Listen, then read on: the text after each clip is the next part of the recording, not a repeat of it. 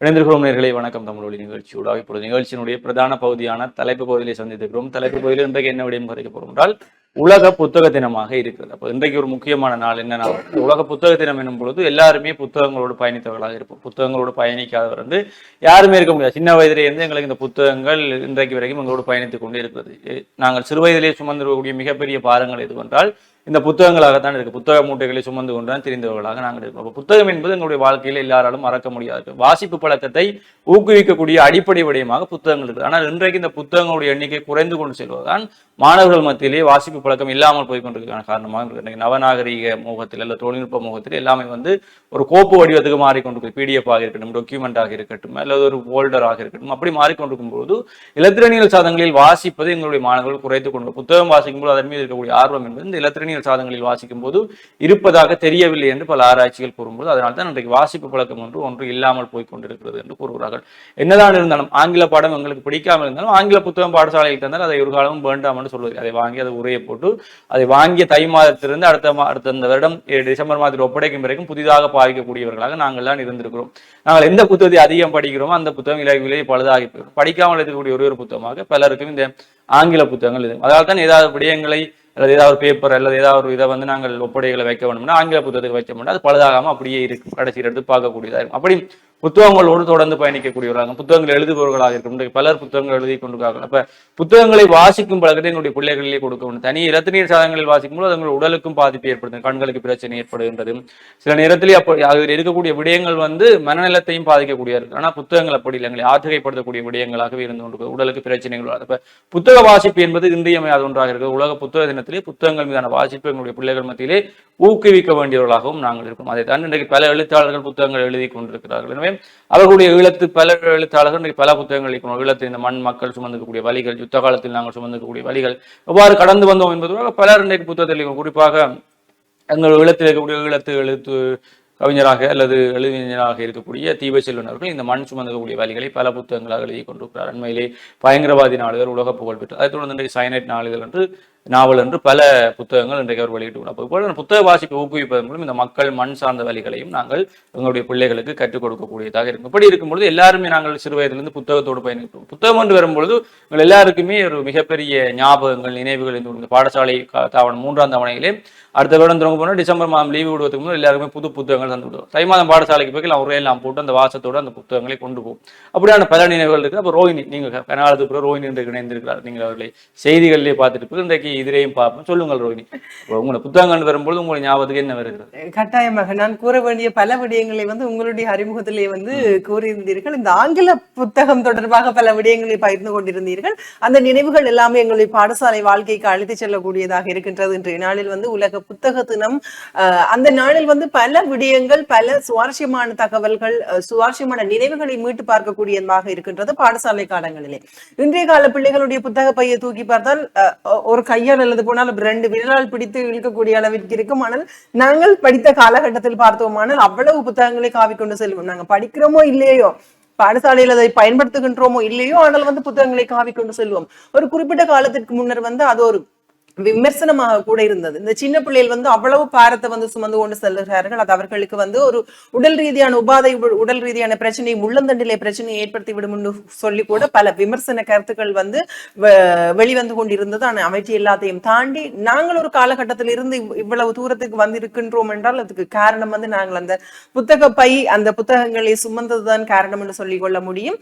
மற்றது இன்றைய காலத்தில் அந்த பிள்ளைகளில் இருக்கக்கூடிய ஒழுக்கங்கள், அவர்களுக்கே இருக்கக்கூடிய அந்த நல்ல பண்புகள் எல்லாமே மழுங்கி போகுது, மறந்து போகிறது என்பதற்கு ஒரு காரணத்தை சொல்லிக் கொள்ளுகிறார்கள். இந்த புத்தக வாசிப்பு குறைந்து கொண்டு செல்கின்றமே, அதே நேரத்தில் ஆசிரியர்கள் தங்களுடைய பிரம்புகளை கீழே வைத்ததன் காரணமாகத்தான் இந்த மாணவர்கள் இன்றைய இளம் சமுதாயத்தினர் இவ்வாறாக சீர்கட்டு போய் இருக்கிறார்கள் என்று சொல்லிட்டு ஒரு கருத்தும் கூடவே இருக்கின்றது. அதையெல்லாம் ஒப்பிட்டு பார்க்கின்ற பொழுது உண்மையான கருத்தாகத்தான் இருக்கின்றது. இந்த குறிப்பாக புத்தக வாசிப்பு எடுத்துக்கொண்டால் எங்களுடைய சிறு பராயத்திலே பாடசாலை என்றதை தாண்டி வீடுகளிலே வந்து அம்மா மாலையின் வேளைகளில் வந்து சொல்லக்கூடிய ஒரே ஒரு விடயம், கைகள் முகந்த கழிவு போட்டு புத்தகத்தை எடுத்து படி. இது வந்து ஒவ்வொரு நாளும் எங்களுடைய அம்மா வந்து கூறுகின்ற வார்த்தையாக இருக்கும்.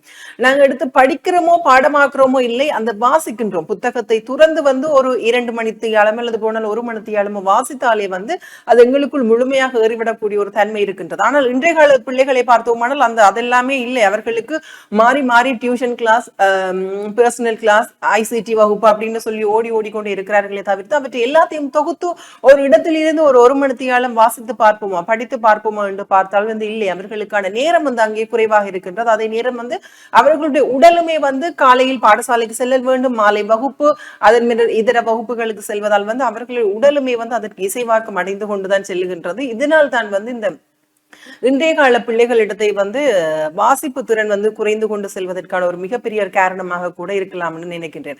அதே நேரத்தில் வந்து குழந்தைகள் தான், சிறுவர்கள் தான் வாசிக்கிறார்களா என்று பார்த்தோமானால் இல்லை. பெரியவர்கள், வயது முதிர்ந்தவர்களுமே வந்து வாசிக்கிறார்கள். ஆரம்ப கட்டத்தில் பார்த்தோமானால் இந்த வாசிய சாலைகள் வந்து பெரிய ஒரு இடத்தை பிடித்திருந்தன. ஒவ்வொரு கிராமத்திலேயுமே ஒவ்வொரு வாசிய சாலைகள் கட்டாயமாக இருக்கும்.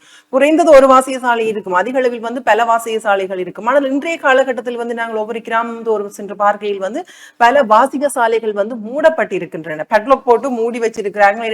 ஏனென்று சொன்னால் வந்து ஆட்கள் வரையில, அதாவது வந்து போய் வாசிக்கிறதுக்கு வந்து பத்திரிகைகள் இல்லை, நூல்கள் இல்லை, புத்தகங்கள் இல்லை என்ற ஒரு காரணத்தினால் வந்து அது மூடி இருக்கின்றது. வெறுமெனவே வந்து ஒரு கிராமத்தில் வந்து ஒரு விசேட நிகழ்வு நடக்கின்ற பொழுது, அல்லது போனால் ஒரு கலை கலாசார பண்பாட்டு நிகழ்வு, அல்லது போனால் ஒரு பெரிய ஒரு நிகழ்வு நடக்கின்ற பொழுதுதான் வந்து அந்த வாசிய சாலைகள் திறக்கப்பட்டு அதிலே வந்து மக்கள் இருப்பதை வந்து எங்களால் அவதானிக்க கூடியதாக இருக்கின்றது. அதனை தாண்டி வந்து அந்த வாசிய சாலை திறப்பதையோ அதனுள்ளே பத்திரிகை வைத்து வாசிப்பதையோ வந்து எங்கள் கண்டுகொள்ள முடியாமல் தற்காலத்தில் இருக்கின்றது. அந்த வாசிய சாலை செட்டப்பை வந்து பார்க்க நல்லா இருக்கும்.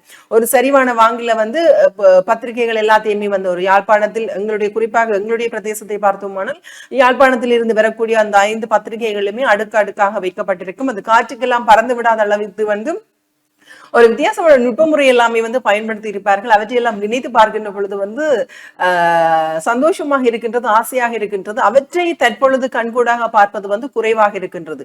ஏதாவது ஒரு நாங்கள் பெரிய ஒரு நூல் நிலையத்துக்கு சென்றாலோ அல்லது நூலகங்களுக்கு சென்றாலோ தான் அப்படி ஒரு இடத்தை வந்து பார்க்கக்கூடியதாக இருக்கின்றது. சாதாரணமாக கிராமங்கள் தோறும் இருக்கக்கூடிய அந்த வாசிய சாலைகளிலே இவற்றையெல்லாம் பார்ப்பது இன்றைய காலத்தில் வந்து அருகி கொண்டுதான் வந்து செல்லுகின்றது என்பது என்னுடைய கருத்தா இருக்கு. நீங்க என்ன நினைக்கிறீங்க? இந்த வாசிய சாலைகளுடைய புழக்கம் உங்களோட ஊர்ல எப்படி இருக்கு அறியறது? வாய்ச்சாலை உண்மையிலேயே எல்லா கிராமங்களிலுமே வாய்ச்சாலைகள் இந்த வாசிப்பு புலத்தை அதிகரிக்க வேண்டும் என்பது ஆரம்பத்தில் கொண்டு வரப்படுது. ஒரு காலத்திலே நூலகங்கள் பாடசாலையிலே பெருமளவாக இருக்கும்போது இந்த யுத்த காலங்களிலே நூலகங்களுக்கு செல்ல முடியாது. யாழ் நூலக எரிப்பில் அவரையும் கொண்டு யுத்த காலங்களிலே பாடசாலை நூலகங்களுக்கு எல்லாம் செல்ல முடியாது. கிராம மக்கள் என்ன செய்தார்கள், இந்த வாய்ஸ் சாலைகள் இருக்கக்கூடிய நூலகங்களை இலகுவாக பயன்படுத்தி கொண்டு மாலை வேளையில், காலை வேளைகளில் இந்த பத்திரிகைகள் வாசிப்பது, அதை தொடர்ந்து பிள்ளைகளுக்கு அங்கே இருக்கக்கூடிய புத்தகங்களை எடுத்துக் கொடுப்பது, புத்தக வாசிப்பு என்று ஊக்குவித்தார். ஆனால் இன்றைக்கெல்லாம் நவீனமயப்படுத்தப்பட்டதுக்கு பல வாய்ச்சாலைகளில் புத்தகங்கள் இருக்கிறது. ஆனால் படிப்பதற்கு யாரும் இல்லாமல் இருக்கு. பல புத்தகங்கள் இன்றைக்கும் தூசு தட்டப்பட்டு திருப்ப அடுக்கப்பட்டு கொண்டிருக்கின்றன. பல புத்தகங்கள் தூசு தட்டப்படாமலே இருக்கிறது. பல புத்தகங்கள் இன்றைக்கு சாதாரணமாக இந்த இடைக்கு காகிதங்கள் வாங்கக்கூடியவர்களுக்கு கொடுக்கப்பட்டு கொண்டும் இருக்கிறது. இது ஒரு மிக வேதனையான விடயமாக இருக்கிறது. ஆனால் இன்றைக்கும்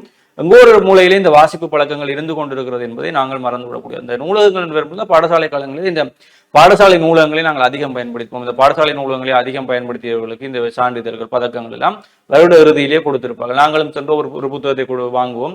அந்த நூலக காட்டன் இருக்கும், அதில் ஒரு புத்தகத்தை எடுப்போம். அதை ஒரு கிழமையில வாசிச்சு முடிச்சுட்டு திருப்பி கொடுத்துட்டு இன்னொரு புத்தகத்தை எடுப்போம். அதில் எங்களுடைய நண்பர்கள் அவரை பகிர்ந்து கொள்ள கூடியதாக இருந்தது. பிறந்த நாள்கள் என்றால் சில இடங்களில் எங்களுக்கும் புத்தகங்களை பரிசளித்தவர் கூட இருக்காது. அன்றைக்கு அதனுடைய எண்ணிக்கை அதிகரித்திருக்கு. குறிப்பாக நாங்கள் இந்த பேச்சு, இலக்கியம் அல்லது இந்த தமிழ் துறைகளில் பயணிப்பதால் என்னவோ புத்தகங்கள் என்பது வந்து இன்றைக்கு எங்களுக்கு பரிசுகளாக அதிக அளவிலே வந்து கொண்டு, அதை தாண்டி வெளிநாடுகள் இருக்கக்கூடியவர்கள் மத்தியிலே இந்த புத்தக வாசிப்பு என்பது உயர்ந்த, வெளிநாடுகள் இருக்கக்கூடிய ஈழத்தமிழர்கள் மத்தியிலே புத்தக வாசிப்பு என்பது மிக உயர்ந்ததாக இருக்கு. குறிப்பாக இந்த மக்கள் மண் சார்ந்த வழிகளை புத்தகங்களாக எழுதி வெளியிடுவது. எங்களுக்கும் பலர் வெளிநாடுகளில் இருந்து இந்த புத்தகங்களை அனுப்பி கொண்டிருக்கிறார்கள். இதை வாசித்து பாருங்கள், இதனுடைய விளக்கங்களை என்னவென்று கூறுங்கள், அதனுடைய விமர்சனங்களை கொடுங்கள் என்று. அப்ப இந்த புத்தக வாசிப்பு என்பது எங்களுடைய நிலங்களை தாண்டி வெளிநாடுகளிலே புத்தகங்களில் இருக்கக்கூடிய இந்த பிரியம் என்பது அலாதி பிரியமாக இருக்கிறது. அதை தாண்டி ஒரு கவிஞர் ஒருவர் எழுதியிருக்கிறார், கவிஞர்களுக்கு காதலிகளை விட புத்தகங்களை நேசிப்பதுதான் பேரழகாக இருக்கின்றது. அதை படித்துக் கொண்டு பலரும் எங்களுடைய ரசிகைகளாக இருக்கக்கூடிய புத்தகங்களை பரிசளிப்பதையே பெரும் பேராக கொண்டிருக்கிறார்கள் என்பது எங்களுக்கு புத்தகங்கள் வந்து சேருவதெல்லாம் எங்களுக்கும் பெரும்பெரு என்றால் எப்பொழுதுமே நாங்கள் ஓய்வு நேரங்களை இந்த இவ்வாறான விடயங்களில் செலவழிப்பதை தான் விரும்பும். புத்தகங்களை வசித்து எனக்கு ஒரு கேள்வி ஹரிகரன், இப்பதானே வந்து நீங்க சொல்லியிருந்தீர்கள் புத்தகங்களை பரிசளிக்கின்ற தோழிகளுமே இருக்கிறார்கள் என்று. உங்களுக்கு அப்படி ஏதாச்சும் புத்தகங்கள் பரிசாக கிடைக்க பெற்றிருக்கின்றன, குறிப்பாக தோழிகளிடம் இருந்து? நிச்சயமா எங்களுக்கு இந்த பேச்சாளர்கள் தமிழ் இப்படி இருக்கும் பொழுது இப்ப பேச்சை ரசிக்கக்கூடியவர் இருக்கிறார். உங்களை போன்றவர்கள் எல்லாம் பலருடைய பேச்சுகளை ரசித்து நீங்களே பாராட்டி கொண்டிருக்கிறீர்கள். சிலர் அப்படி இந்த கலைஞர்கள் மீது காதல் வயப்படுவதற்கும் போது எங்களுக்கு எங்களுடைய துறைகளை எங்களுடைய கலைகளை ரசிக்கக்கூடியவர்கள் பலரும் வந்து இந்த புத்தகங்களை பெருசாக கொடுத்து கலைஞருக்கு அந்த கவிஞருடைய வாக்கின் மூலமே இவங்களுக்கு எல்லாம் புத்தகங்களை பெருசாக கொடுத்து அவங்க ஒரு சந்தோஷப்படுவாங்க. அந்த கலை எங்களுக்கு கொடுக்கக்கூடிய மிகப்பெரியதா அதை ரசித்து அவங்களுடைய புத்தகங்கள் அது எங்களுடைய வாசிப்பு பழக்கத்தை அதிகரிக்கக்கூடிய நிறைய விடயங்களை நாங்கள் பெற்றுக்கொள்ளக்கூடியதாக இருக்குது. உலக நாடுகளிலிருந்து பலரும் அனுப்பி கொண்டு, குறிப்பாக நாங்கள் அண்மையிலே சிங்கப்பூர் செல்லும் போது கூட இங்கே இருக்கக்கூடிய ஒரு புத்தகங்களை கொண்டு போய் இங்கே இருக்கக்கூடிய எங்களுடைய மண் சார்ந்த புத்தகங்களை கொண்டு போய் அவர்களுக்கு பரிசு மலேசியாவிலே கொடுத்திருக்கோம். அதுதாண்டி அவர்கள் அங்கே இருக்கக்கூடிய புத்தகங்களை எங்களுக்கு அனுப்பித்தார்கள், இந்திய நண்பர்கள் அனுப்பியிருக்காது போது இந்த புத்தக பரிமாற்றம் என்பது பல நாடுகளுக்கு இடையே எங்களுக்கு தொடர்புகளை ஏற்படுது. எங்களுடைய கலை பயணத்தை கொண்டு செல்வதற்கான மிகப்பெரிய காரணியாக அமைகிறது. பல நாடுகளுடைய வரலாறுகளை தெரிந்து கொள்ளக்கூடியது. நாங்கள் பட்டிருக்கக்கூடிய வழிகளை எங்களுடைய புத்தகங்கள் எல்லா நாடுகளுக்கும் நாங்கள் காவி சென்று கொடுக்கும்போது அது மிகப்பெரிய சந்தர்ப்பமாக அமைது. இங்க இருக்கக்கூடிய மக்கள் சார்ந்த வழிகளை எல்லாருக்கும் கூறுவதற்கான விடயங்களாக இந்த புத்தகங்கள் என்பதும் ஒரு மிகப்பெரிய சந்தோஷத்தை எங்களுக்கு ஏற்படுத்தக்கூடிய விடயமாக இருக்குது. எனவே நாங்களும் பிறந்த நாட்களில் எங்களுக்கு இருக்கக்கூடிய நெருங்கிய வட்டத்தை கூறிக்கொள்வது இந்த ஆடைகள் அதுகள் இதெல்லாம் எடுத்துறாங்க ஒரு புத்தகங்கள் வாங்கிட்டாங்க. நாங்கள் இருக்கக்கூடிய ஓய்வு நேரங்கள் அவற்றை வாசித்துக் கொள்ளக்கூடியதாக எங்களுக்கு இருக்கக்கூடிய பிரச்சனை என்ன, ஒரு புத்தகத்தை ஒரே இடத்திலிருந்து கன நேரம் வாசிப்பதான் எங்களுக்கு இருக்கக்கூடிய பெரிய பிரச்சனை. அது எல்லாருக்கும் இருக்கக்கூடிய பிரச்சனையாக தான் இருக்கு. ஆனால் வாசிப்பு பழக்கம் என்று ஒன்றுக்குள்ள நாங்கள் ஊறி விட்டோம் என்றால் அதிலிருந்து மீண்டு வருவது மிகப்பெரிய கடினமாக இருக்கும். ஒரு புத்தகம் அடுத்த புத்தகம் அடுத்த புத்தகம் என்று எங்களுடைய அறை முழுக்க புத்தகங்களாலேயே நாங்கள் அடக்கி விடக்கூடியதாகவும் இருக்கும். உங்களுக்கு இந்த புத்தகம் எழுதுபவர்கள், புத்தகங்கள் இந்த வெளியிடுபவர்கள், புத்தகம் வாசிப்பாளர் நிறைய பேரே தெரிந்திருக்கும். நீங்கள் செய்யக்கூடிய சங்க பல நிகழ்ச்சி. அப்ப இந்த இவர்கள் இந்த கலை அந்த இலக்கியம் எழுத்துத்துறையோடு பயணிப்பவர்களோடு உங்களுடைய அனுபவம் எவ்வாறு? கட்டாயம் ஹரிஹரன், இதை வந்து நான் சொல்லி ஆகணும். இரண்டு பார்த்தோமானால் நீங்க கூர்ந்தது போல வந்து சங்கப்பலகை எங்களுடைய டான் தமிழொலி நிகழ்ச்சியில் வந்து சங்கப்பலகை என்ற ஒரு நிகழ்ச்சியை வந்து ஒரு தொகுத்து வழங்குகின்ற ஒரு தொகுப்பாளினியாக வந்து இருக்கின்றேன். அந்த ஒரு காரணத்தினால் வந்து பல எழுத்தாளர்கள், இலக்கியத்துறை சார்ந்து பயணிப்பவர்கள், எழுத்துத்துறை சார்ந்து பயணிப்பவர்கள், தமிழ் துறை சார்ந்து பயணிப்பவர்களை வந்து பலருமே வந்து நான் நேர்காணல் செய்திருக்கின்றேன். அந்த ஒரு இதில் வந்து எனக்கும் அந்த துறைக்கும் இடையிலான தொடர்பு அதிகமாக இருக்கும் என்று சொல்லிட்டு நான் நினைக்கின்றேன். குறிப்பாக நாங்கள் ஒரு விடயத்தை நான் கட்டாயம் இந்த இடத்தில் கூற வேண்டும். புத்தகங்கள் தொடர்பாக எழுது போனால் இந்த புத்தகங்கள் எழுதுபவர்கள், வெளியீட்டாளர்கள் தொடர்பாக ஒரு விடயத்தை நான் கூற வேண்டும் என்று பார்த்தோமானால் அந்த நிகழ்ச்சிக்கு வருகின்ற அனைத்து பேருமே சொல்லுகின்ற ஒரு விடயம், தங்களுடைய வாழ்க்கையில் எதிர்கொள்கின்ற ஒரு சவாலான விடயம் என்று பார்த்தோமானால் நிதி பிரச்சனை, பொருளாதார பிரச்சனை தான் வந்து பெரிய ஒரு பிரச்சனையாக இருக்கின்ற ஒரு நூலை வந்து எழுதி வெளியிட்டு அது வந்து வெளியில் வந்து ஒரு படைப்பாக கொண்டு வருகின்ற அந்த காலகட்டத்திற்குள்ளே வந்து தங்களுடைய பொருளாதார பிரச்சனை பெரிய ஒரு சிக்கலாக இருக்கின்றது. ஏனென்று பார்த்தோம்னா இன்றைய காலத்தில் வந்து நீங்க கூறினது போல வந்து குறிப்பிட்ட ஒரு சிலர் மாத்திரமே வந்து புத்தகங்களை வாசிக்கிறார்கள், புத்தகங்களை கொள்வனவு செய்கிறார்கள், புத்தகங்களை பரிசளித்துக் கொள்கிறார்கள். மற்ற எவருக்குமே வந்து இந்த பழக்கங்கள் எதுவுமே இல்லை. எதனால் வந்து நிறைய எழுதி வெளியிட்ட நூல்கள் எல்லாமே தற்போது வரைக்குமே வந்து கிடப்பில் கிடக்கின்ற ஒரு நிலைதான் வந்து காணப்படுகின்றது. அதனால் வந்து அவர்களுடைய இந்த புத்தகங்களுடைய விற்பனை சுற்று அல்லது போனால் விற்பனை சுற்றோட்டம் என்பது வந்து குறைவாக இருக்கின்றது. இதனால் அவர்களால் போட்ட முதலீடு என்பதை எடுத்துக்கொள்ள முடியாமல் இருக்கின்றது.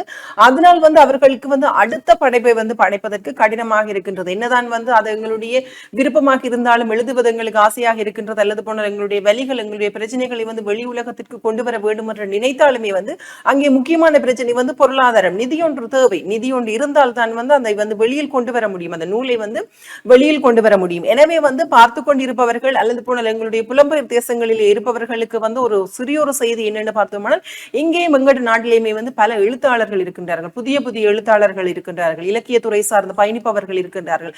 எனவே வந்து அங்கே இருக்கின்ற உறவுகள் வந்து இங்கே இருக்கின்ற எழுத்தாளர்களை வந்து கொஞ்சம் கைமுடுத்து தூக்கி விட்டால் வந்து அவர்களுமே வந்து தங்களுக்கான ஒரு சிறந்த ஒரு தொழில்துறையாகவுமே இந்த துறையை வந்து அமைத்துக் கொள்ள முடியும். தொழில்துறை என்பதை தாண்டி வந்து நாங்கள் பட்ட கஷ்டங்கள், எங்களுடைய பிரச்சனைகளை வந்து அடுத்த சமுதாயத்திற்கு அல்லது அடுத்த சந்ததியினருக்கு வெளிக்கொண்டு வருவதற்கு இலக்குவாக இருக்கும். குறிப்பாக வந்து எங்களுக்கே வந்து ஒரு சில விஷயங்கள் தெரியாமல் இருக்கின்றது.